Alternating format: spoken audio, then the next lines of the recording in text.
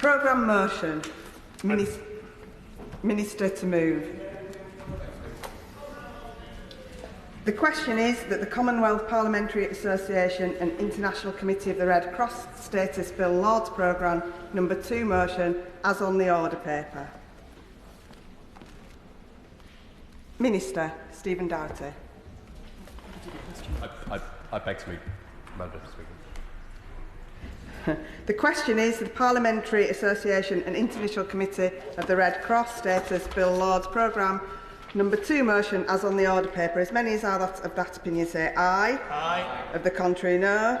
I think the ayes have it. The ayes have it.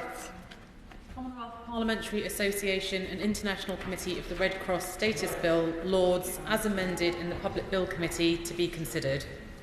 No. No amendments on consideration. Under the order of today, we shall now move to the third reading of the bill. Minister to move third reading, Stephen Doughty. Well, thank you, Madam Deputy Speaker, and I beg to move that this bill now be read a third time, and it's a particular pleasure, Madam Deputy Speaker, to follow the swift passage of that important bill on financial assistance to Ukraine, and it was a particular pleasure to join the Ukrainian Foreign Minister twice in the last 2 weeks and to assure him of our continued support at this time, particularly as we approach the Christmas season, but also, crucially, that we will continue in our financial commitments and that there is unity across this House and indeed across this country, Madam Deputy Speaker.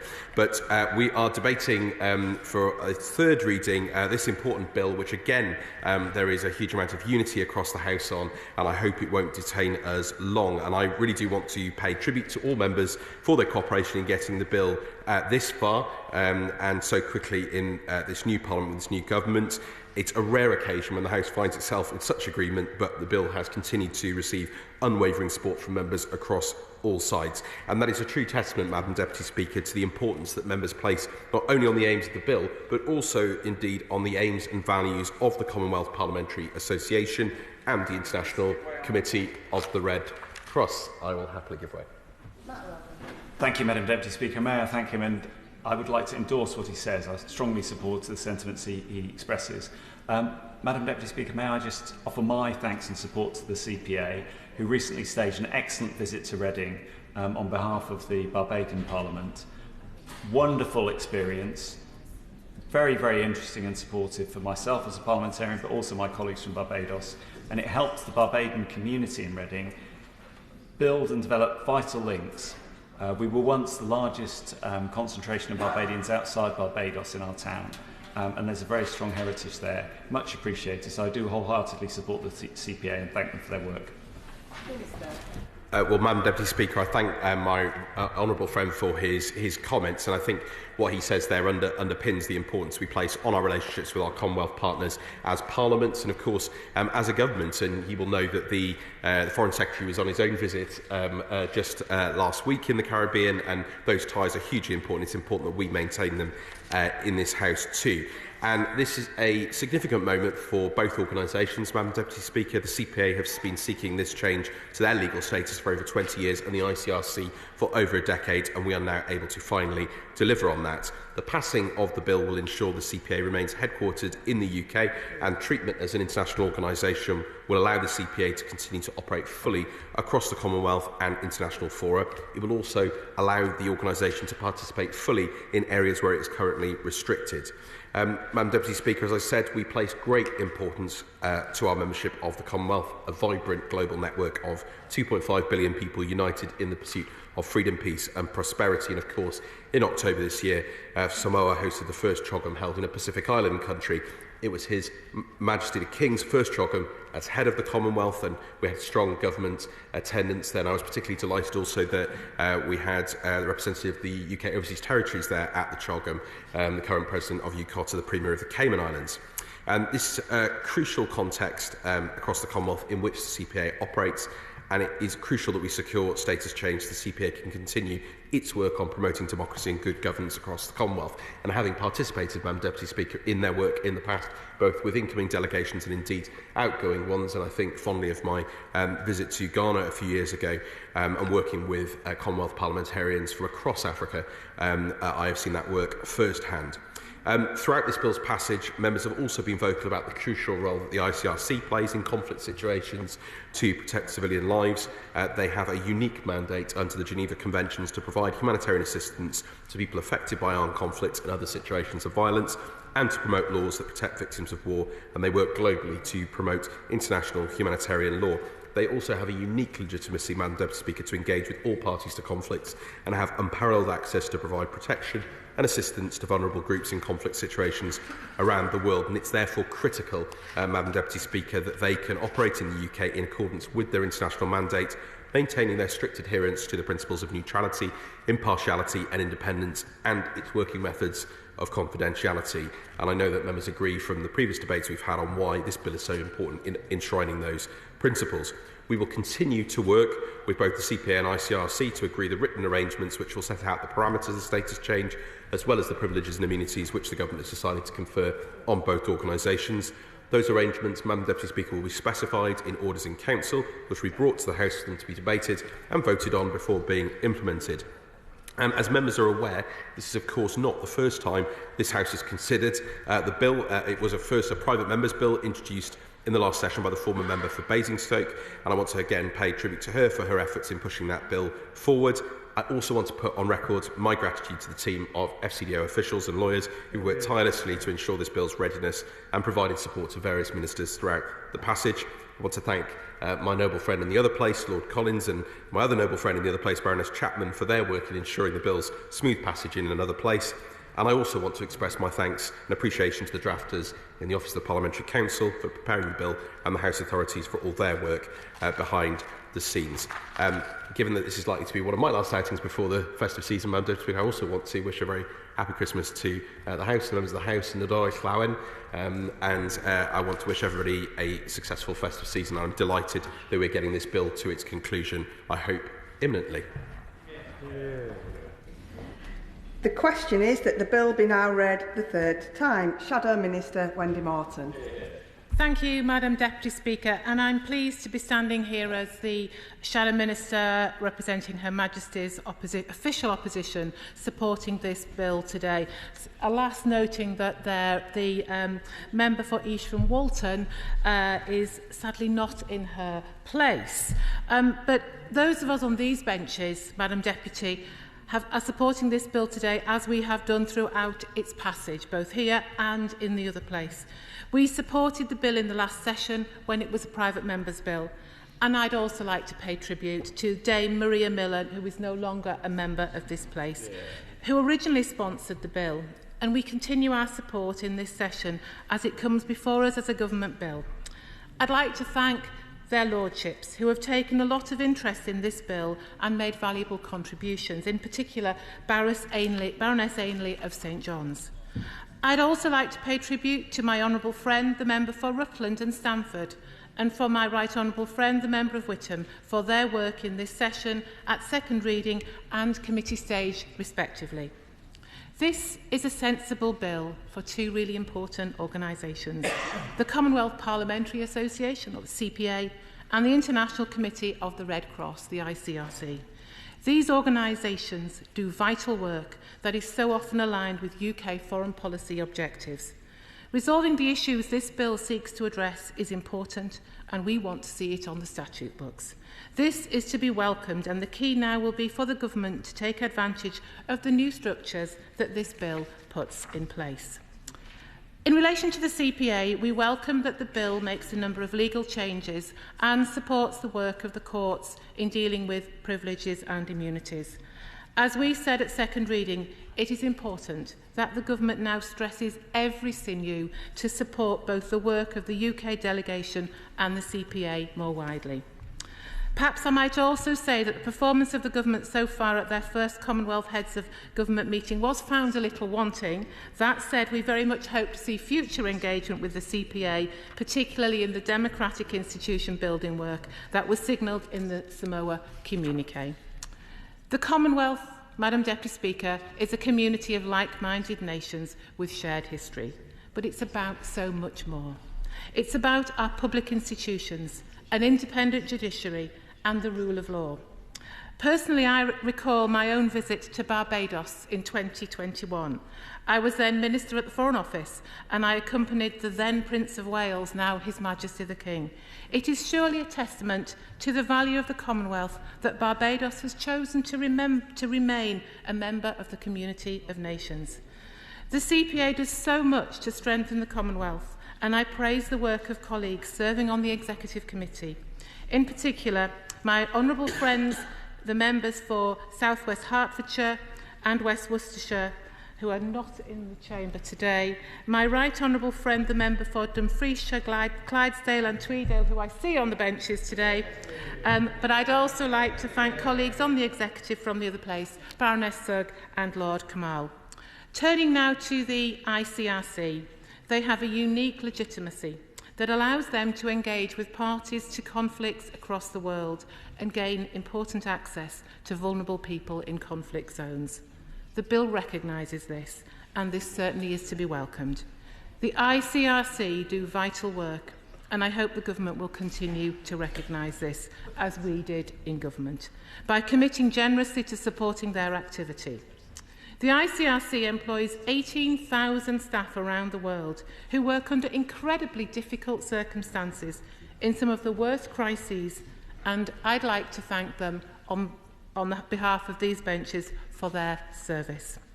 Madam Deputy Speaker, I will conclude as I started by reiterating our support for this bill before us today.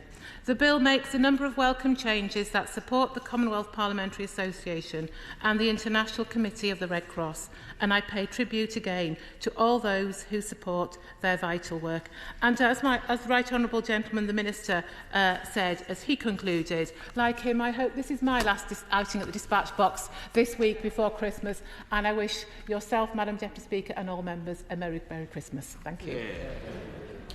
Bambos, Charalambous. Thank you, Madam Deputy Speaker. And before I start, I just wish to declare my interest as a member of the UK CPA Executive. It's been great to see the swift progress that this bill has made thus far and the cross-party support that it's received. This is a short but important bill that we're discussing today. It defines the status of the Commonwealth Parliamentary Association and the International Committee of the Red Cross. And it's the third time that it's been brought forward, and I'm sure with strong cross-party support that it's already received, this bill will pass third reading smoothly. This bill is essential in providing both the CPA and ICRC with the required protections to operate as trusted partners of the UK and continue work in promoting democracy and meeting humanitarian needs. The UK continues to proudly reaffirm the vital role of the Commonwealth family in tackling the issues we face in an ever-uncertain world. I've recently met with the High Commissioners of a few Commonwealth countries, including Zambia, St Vincent and the Grenadines and Cyprus, who truly value their relationship with the UK. We must continue to foster good relations across the Commonwealth, and we can only do this if leaders and parliamentarians have the opportunity to work together. I fully support the proposals for elevating the CPA and the ICRC status within the UK to stand alongside their vital international partners. With regards to the CPA, this bill will allow it to operate as an international organisation headquartered in London rather than within a limited scope as a UK charity. The CPA does incredible work in engaging parliamentarians across the Commonwealth, fully embodying their mission in promoting the advancement of parliamentary democracy. The threat to democracy and our liberal values has never been greater since the Second World War, so this mission is more important than ever. The ability to openly engage with parliamentarians globally, particularly in fragile and conflict-ridden regions, and exchange knowledge, good practice and understanding of good democratic governance could make a world of difference. Globally, the CPA operates in over 180 legislatures in 60 nations and encompasses over 18,500 parliamentarians. The cross-parliamentary engagement conferences and the forums allow for fruitful discussion on common values and aspirations. This bill will crucially provide parliamentarians with the credibility and authority to operate fully on the international stage. The status of the CPA as an international organisation will facilitate an active role in global diplomacy in addressing the challenges of our time. Expanding their organisational scope will also bring the ability to sign international conventions and pursue political purposes, such as denouncing political persecution of parliamentarians in several countries. Granting the necessary privileges and legal immunities to the CPA places them on an equal footing with other international organisations, therefore ensuring their global influence in promoting parliamentary democracy and good governance. Crucially, the bill also seeks to elevate the status of the International Committee of the Red Cross.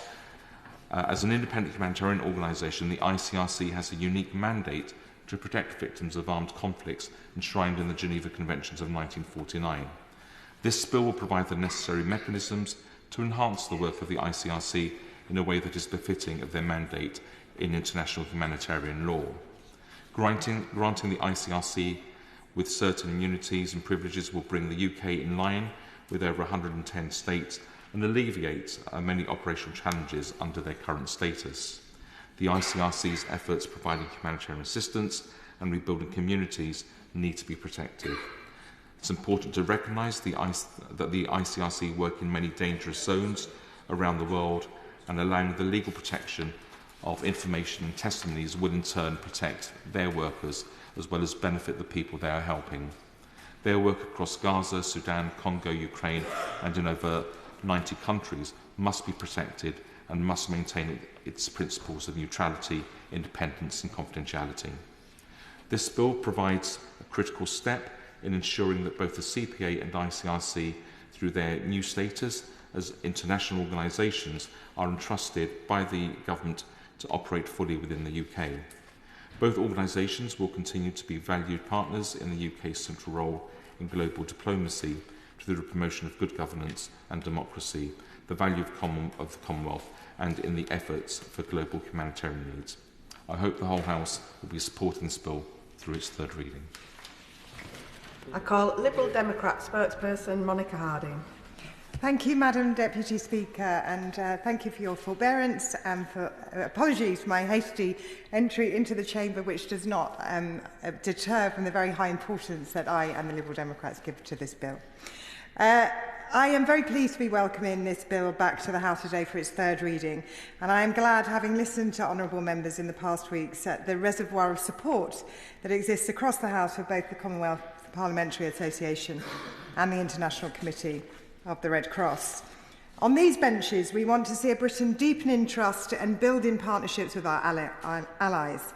We want to see a Britain setting an example in its support for international humanitarian law, and we want to see a Britain countering the rise in global authoritarianism through our commitment to institutions like the Commonwealth. Set against the scale of these ambitions, the changes made by this bill may seem comparatively narrow. They are, however, no less important. By altering the status of the CPA and the ICRC in order that they can be treated as international organisations with associated privileges and immunities, we safeguard the critical missions of both bodies, whilst ensuring they can retain their particular relationships with the United Kingdom. In the case of the CPA, the importance of this is readily apparent. The CPA's present designation as a UK charity limits the association's participation in the work of the Commonwealth to that of a civil society organisation, and fails to respect the spirit of cooperation and voluntary association which animates the Commonwealth. Madam Deputy Speaker, this bill is an opportunity to reaffirm our commitment to the Commonwealth and to continue hosting the CPA's headquarters here in the United Kingdom. The Commonwealth Charter, signed by the late Queen Elizabeth II, lays out all 16 points, the core values and principles of the Commonwealth. These include democracy, human rights, gender equality, protecting the environment, and the rule of law. These are all principles and values we, on these benches, are pleased to champion. I'd like to turn now to the International Committee of the Red Cross and its thousands of dedicated employees who, along with the millions of volunteers in national and international Red Cross and Red Crescent societies, comprise the rest of the broader Red Cross and Red Crescent movement. The ICRC is an organisation without parallel. Its unique mandate is an exclusively humanitarian one, to protect the lives and dignity of victims of armed conflict and other situations of violence, and to promote and strengthen humanitarian law. Madam Deputy Speaker, I am sad to say that the ICRC's mission is as indispensable now as it was in 1863 at the committee's founding and in 1949 when it was affirmed by the Geneva Conventions. Today the world is racked by more than 120 armed conflicts. In Sudan, Ukraine, Gaza and across the wider world, millions have been made refugees and tens of millions internally displaced. The UN estimates that 87% of casualties resulting from recent hostilities have been civilians. Aid workers like those in the Red Cross and Red Crescent movement are increasingly at risk, and even news welcomed by this House, such as the fall of the brutal Assad regime, is accompanied by urgent humanitarian need. From the beginning of the war in Syria in 2011, the ICRC registered more than 35,000 cases of people who had gone missing. Now, with Assad's prisons finally cast open, the ICRC has been working to reunite families and to support ex-prisoners. In Sudan, where some 25 million people are in urgent need of humanitarian aid, the shameful Russian veto of the UN Security Council resolution, drafted by the UK and Sierra Leone, which would have called on both the RSF and SAF to increase aid access, must now encourage the government to redouble its efforts to see humanitarian law upheld.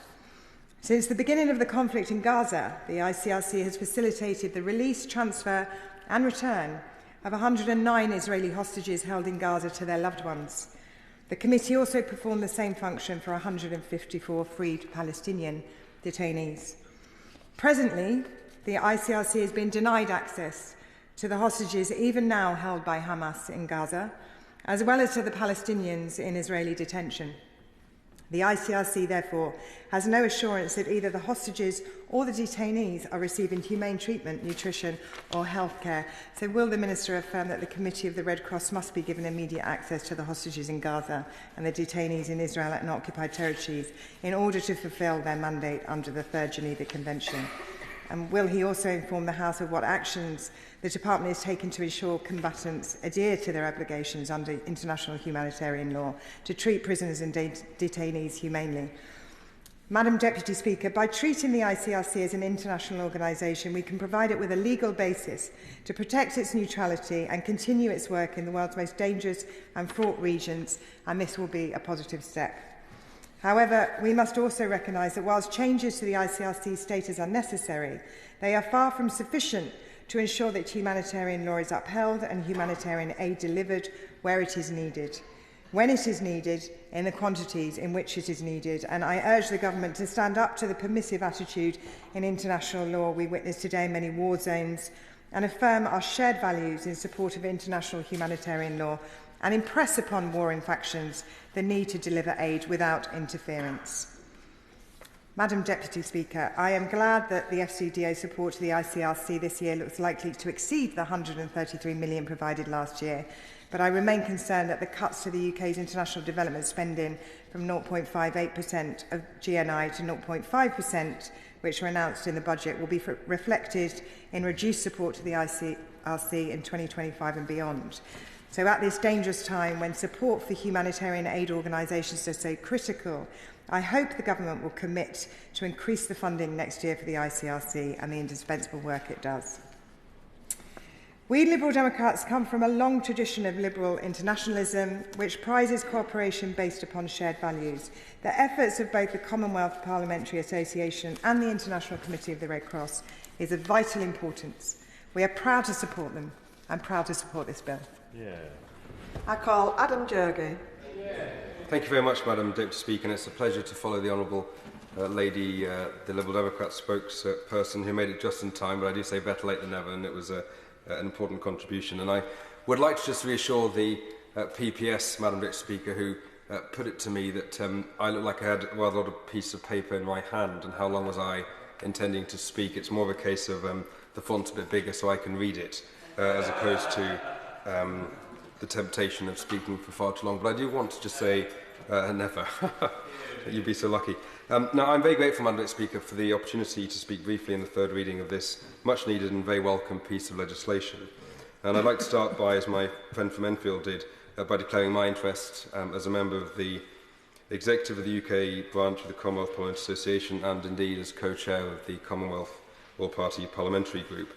I congratulate the Minister on his work getting the bill through this House, and pay the same tribute to my noble friend, the Baroness Chapman, in the other place, alongside noble lords of all parties and none, and I think of Baroness de Souza particularly.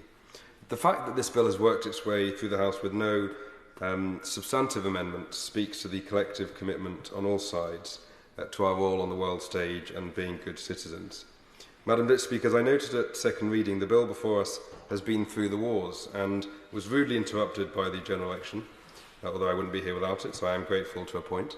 And so I am delighted that royal assent is within touching distance. And with that in mind, I accept that the sooner I sit down, the faster that this bill will get to the statute book. But I do want to just say a couple of things as we do. In many ways, Madam Deputy Speaker, I am a child of the Commonwealth. My grandfather was born in Jamaica, that wonderful island in the West Indies, and my father, as you'll know by my surname Jogee, is of Indian heritage, but was born and raised in Zimbabwe, well, Rhodesia at the time, but now Zimbabwe. And notwithstanding Zimbabwe's departure from and intention to rejoin the Commonwealth, an issue I shall raise with the relevant minister in the new year, all three nations alongside our United Kingdom were and are important members of the Commonwealth of Nations. And so for me, this bill is so important. It ensures that we lead by example, it gives real, tangible effect to our commitment to the Commonwealth, and it makes clear that we will play our full part. And that's important, Madam Deputy Speaker, because following our departure from the European Union, making global Britain work, making it real and making it a success has got to have the Commonwealth at its heart. A successful and effective Commonwealth can be a vehicle for our values, for trade, for the sharing of ideas and of delivery. Now, the Commonwealth Parliamentary Association does such important work, and the new legal status that this bill affords it allows us as the United Kingdom to take our seats firmly at the table. It brings parliamentarians here together, it allows us to form friendships. My new friend from Clydesdale, the former Secretary of State, and I are now pals, alliances and work relationships at home and abroad. It allows us to learn from others and to share our successes, and importantly to pick up best practice. And as the Liberal Democrat spokesperson noted, how important is it that the CPA will remain headquartered here in our United Kingdom. Madam Deputy Speaker, I'd like to say thank you to Sarah, to Josh, to Helen, to Daisy and all the team that have supported me since my election to the Executive of the UK branch of the CPA. And of course my thanks go to the Secretary General of the CPA, a former member of this House, the man who sent Portillo packing in Enfield Southgate back in 1997, Mr Stephen Twigg.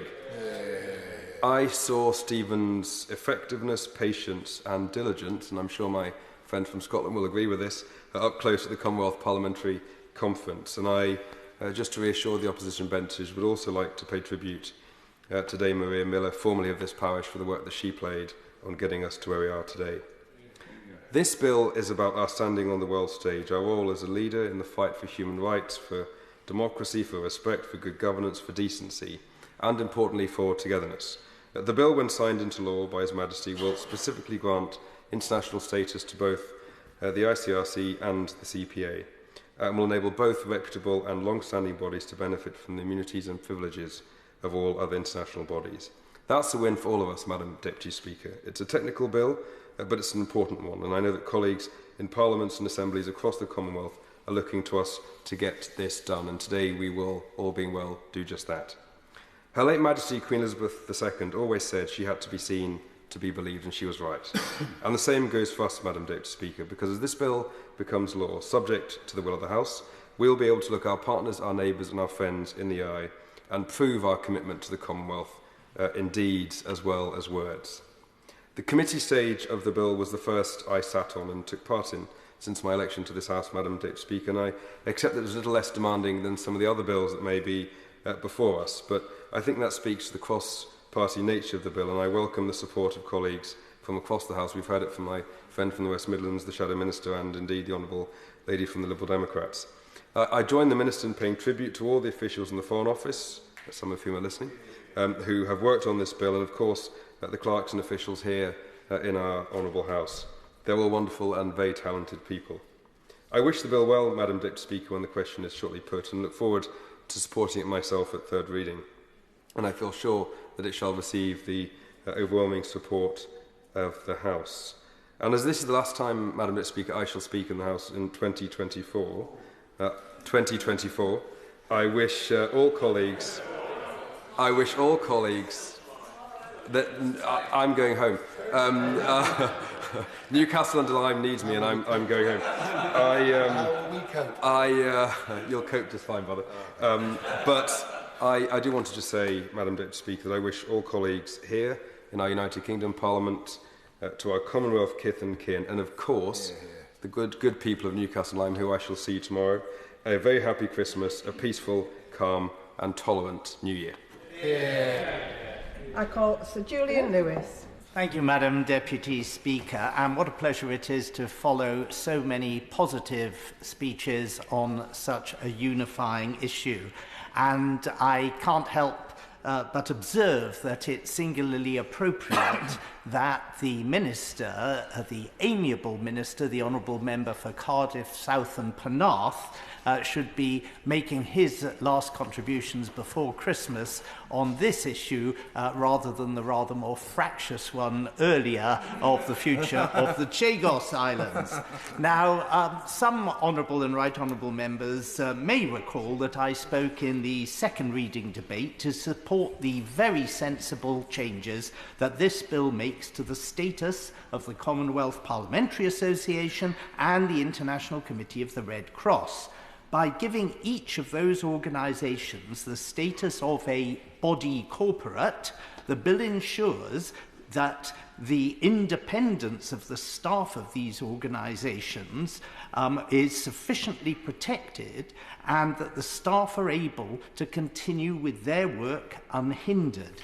The bill gives a clear and welcome signal that the UK is committed to supporting democratic institutions in carrying out their important and independent work.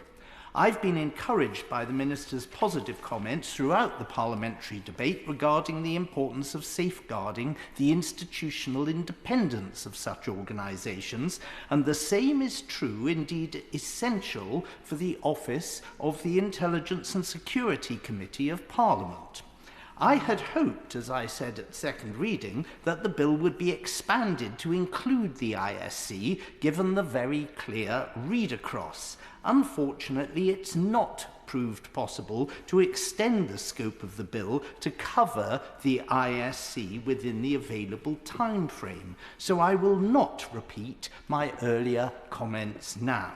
However, I do hope that the government has heard the strength of feeling on this issue, which is about upholding the commitments given to Parliament. It's about ensuring that this House is able to hold secret organisations to account without the independent staff who do that work being subjected to undue pressure, inappropriate influence or improper interference.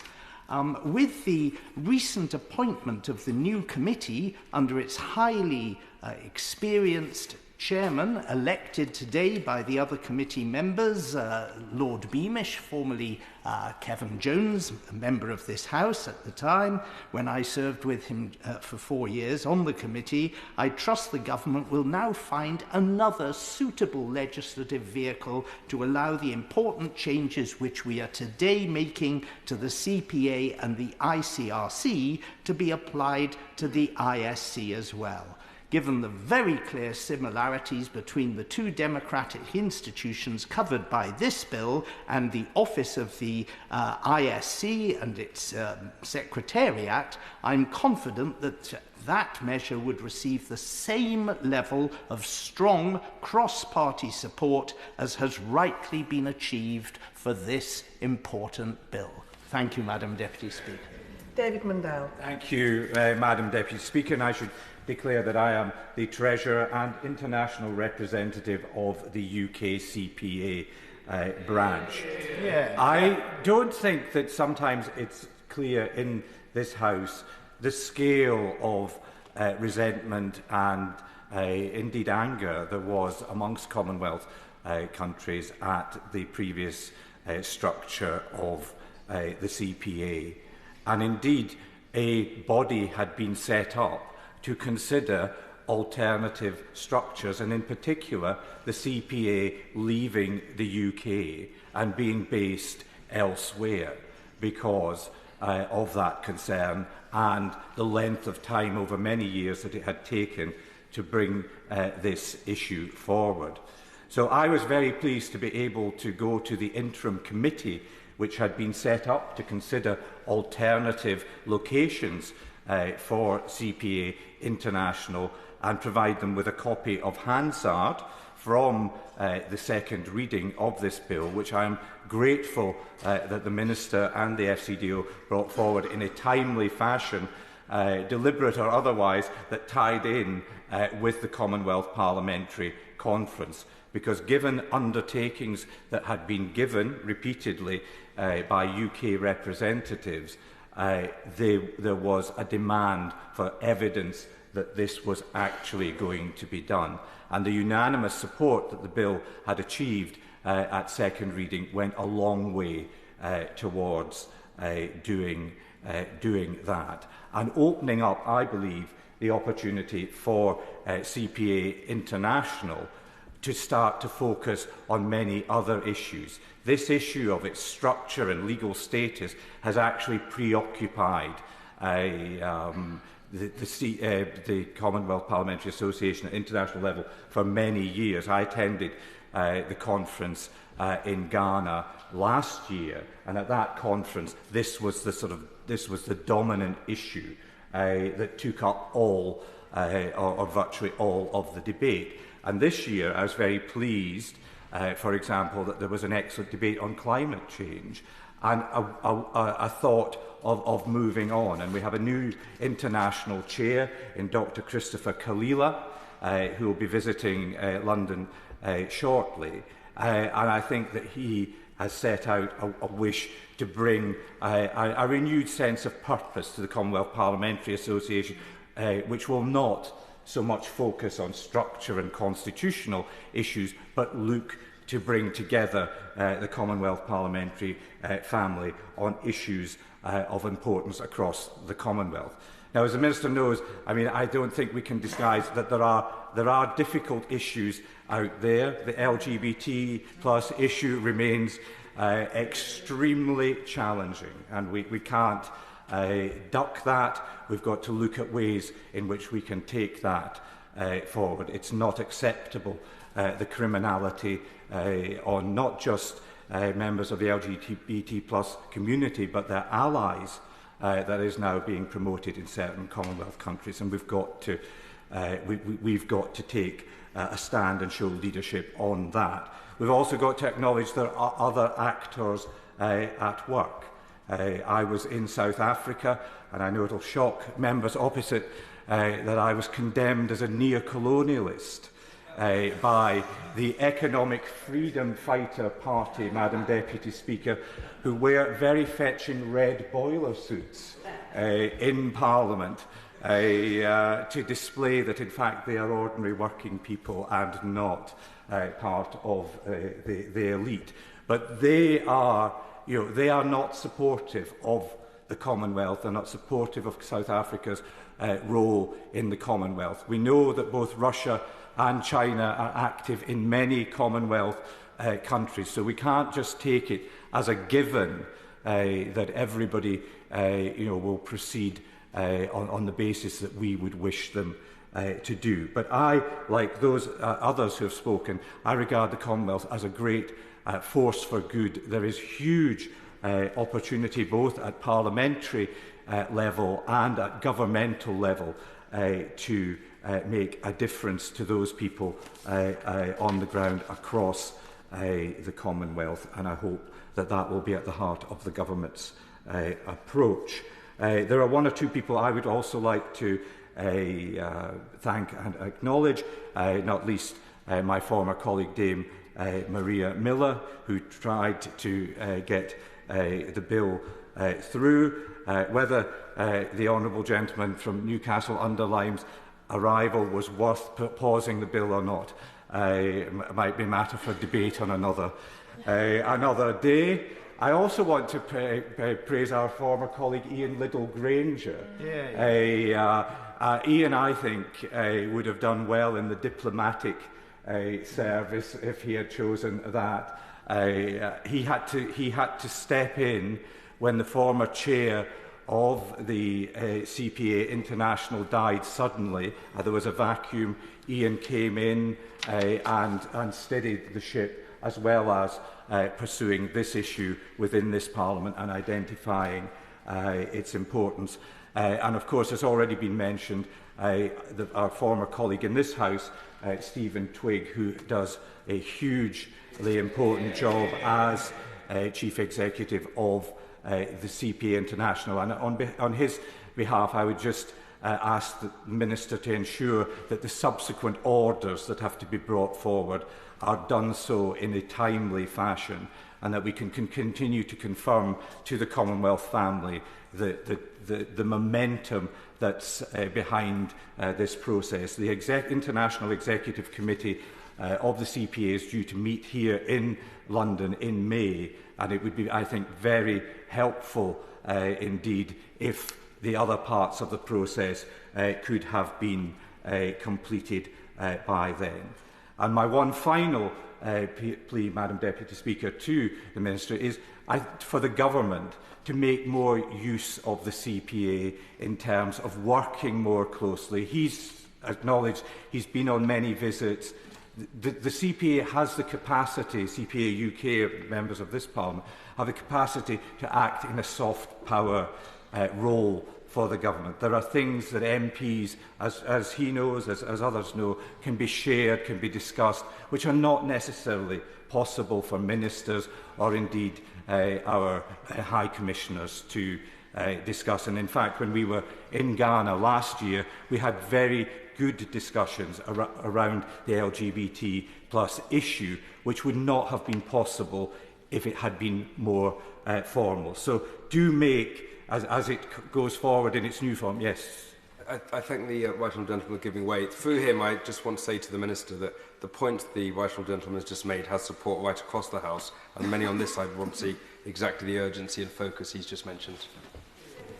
Thank you, and I thank the honourable gentleman for those comments and for his wider comments, because as well, I think the CPA UK in particular is a very good way of bringing together colleagues across the House. I know Mr Speaker fully endorses and supports that, and it has been a pleasure to attend many events, both overseas and here, with colleagues across the House over the years. But returning to that point, I do hope the Minister will, and the FCDO and its current guides will endorse and embrace the CPA as an opportunity to use that soft power to take forward matters which are in the interests of everybody across the United Kingdom. Thank you. Minister. With the leave of the House, Madam Deputy Speaker, I just wanted to briefly respond to a couple of the points made. I wasn't going to speak again, but there were some important questions raised. And firstly, it was good to see the member for Esher and Walton, and she asked some important questions. She was asking about the terrible situation for the hostages that are being held by Hamas, and we want to see those hostages released. In relation to the ICRC, Madam Deputy Speaker, they have called for the immediate release of the hostages and for access to them. They've continuously requested information on the hostages and their current health conditions and continue to do so.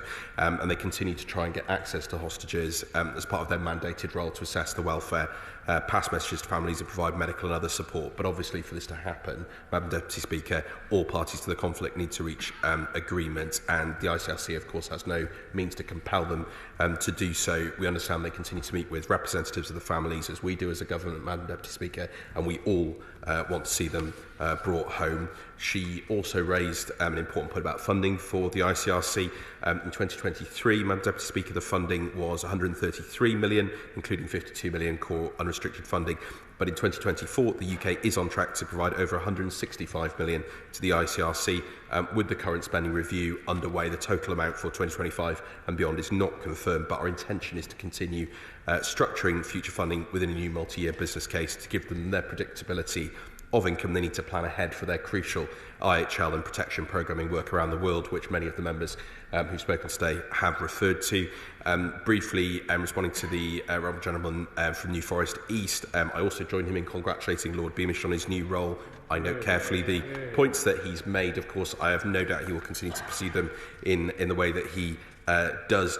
And lastly, I do want to thank all the members who've contributed in this third reading, and indeed the other debates, members from Enfield, Southgate, Newcastle-under-Lyme, and indeed the Right Honourable Member for Dumfriesshire, Clydesdale, Tweeddale and others. Also join him in welcoming and thanking Stephen Twigg for his excellent work, particularly in relation to the CPA. I'm glad there's been agreement across the House on these issues, and, Madam Deputy Speaker, I commend this bill to the House. The question is that the bill be now read the third time, and as many as are of that opinion say aye. Aye. Of the contrary, no. I think the ayes have it. The ayes have it.